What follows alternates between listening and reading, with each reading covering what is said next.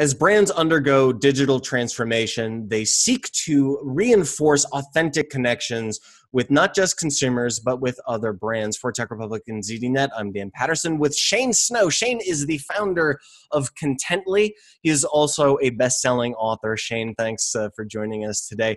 I wonder if you could help us understand. We hear a lot of jargon about branded content, but I wonder if we could start with the one-on-one. What is branded content, and why have brands, advertisers, and other companies turned to branded content to create connections they otherwise couldn't make with traditional advertising?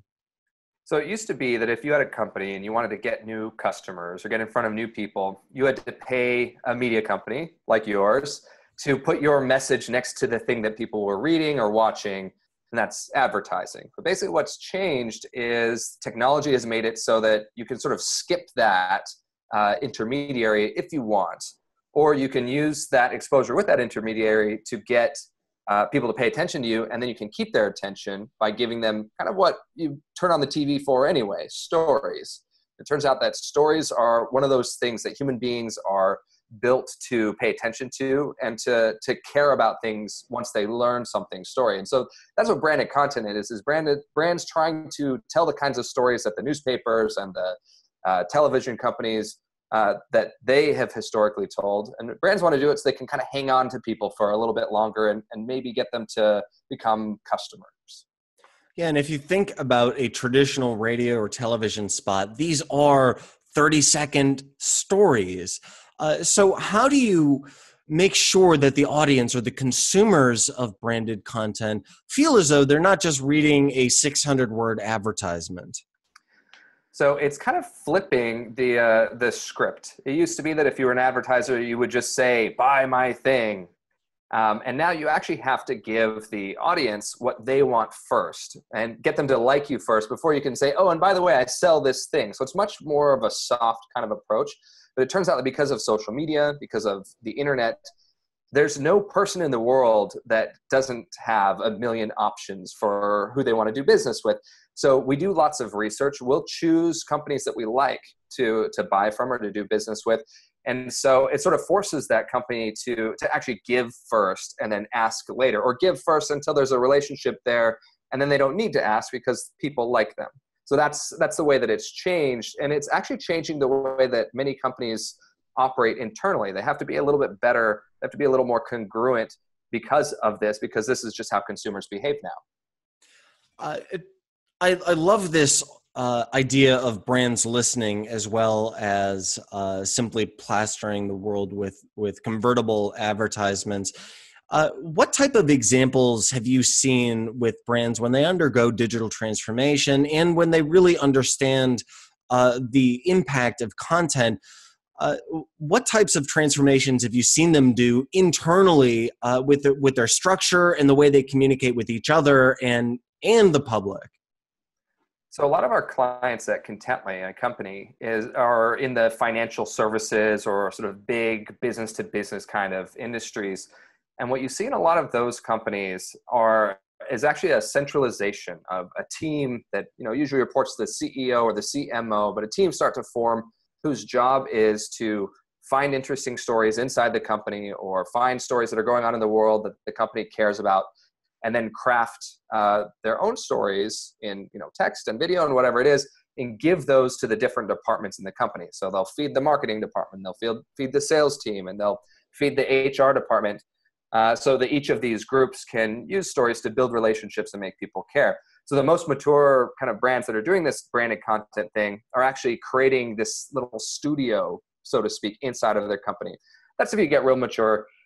Before that, it usually starts in marketing. It's usually someone in marketing. Their job is to create content and tell stories as part of campaigns or something, rather than just buying advertisements. So you sort of graduate from that to this more sort of mature model, and then at a certain point, it becomes a thing that even my favorite example is the CEO of Marriott actually has his own blog. He believes in this content thing so much that they have a giant, almost television studio. The first thing you see when you walk in the doors, it's part of kind of the front office of what you see when you go to Marriott. And that's sort of the pinnacle, I think, of what we're starting to see with brands.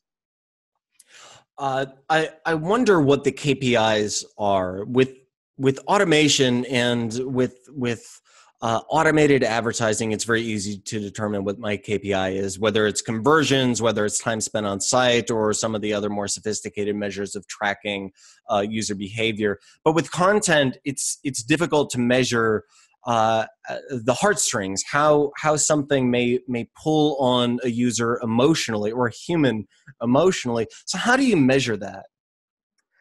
So what we used to do is proxies. Now, basically, you put a billboard on the side of the road and you count how many cars probably go by, and you say some percentage of those people probably see it and some percent of those people do something about it.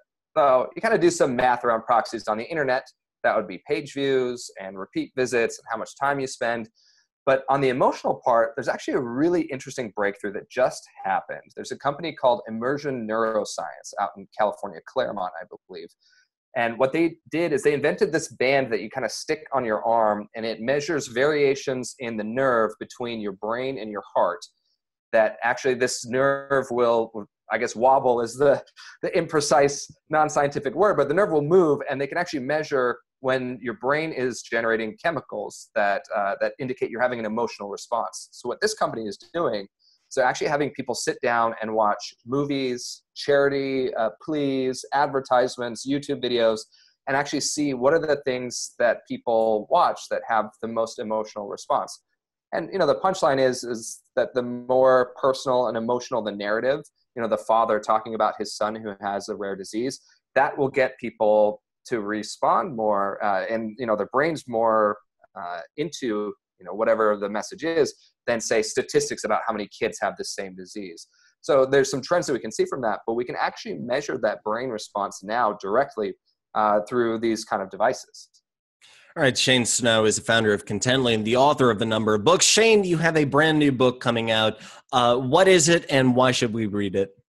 So the book is called Dream Teams, and it's about the paradox of when humans come together, we either do amazing things, we make breakthroughs, or most of the time we slow down. Big groups are slow, and we have lots of problems.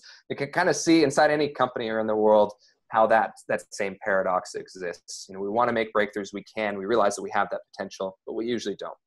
And one of the things that I actually talk about in Dream Teams is how storytelling has been used to create social movements, how the most successful movements of groups that have been oppressed or are small and then managed to win rights and change the world happen not because we talk about the statistics of what's happening that's wrong in the world, but because we learned the story of the woman who wouldn't give up her seat on the bus.